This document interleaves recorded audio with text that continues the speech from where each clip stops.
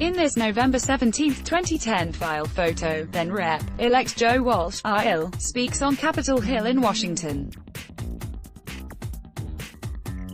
App photo, Manuel Balce Ceneta, file Joe Walsh, a former Tea Party congressman and current conservative radio personality, is planning to challenge President Donald Trump for the 2020 Republican nomination, according to a New York Times report.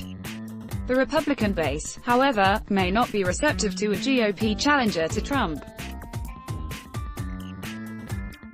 An August Gallup survey found that 88% approve of Trump's performance.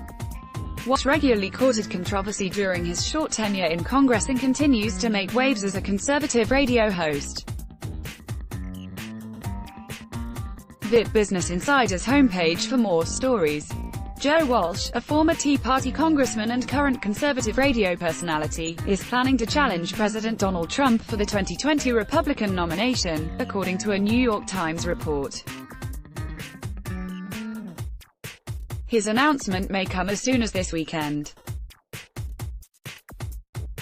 Walsh recently emerged as a critic of the president, though he initially tweeted his support for then-candidate Trump during the 2016 election.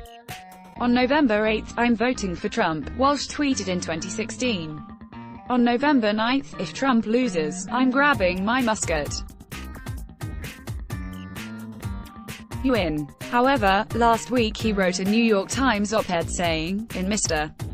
Trump, I see the worst and ugliest iteration of views I expressed for the better part of a decade." He told CNN the next day that Trump was unfit to be president. The Republican base, however, may not be receptive to a GOP challenger to Trump. An August Gallup survey found that 88% of Trump's performance. Read more. Former Congressman Joe Walsh says Sacha Baron Cohen duped him into supporting arming toddlers with guns. The former representative from Illinois is not the only Republican running in 2020.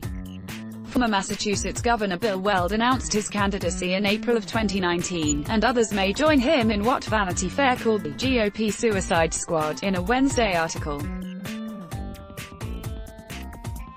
Walsh, who served one term in Congress from 2011 to 2013, rode in on the Tea Party wave in 2010.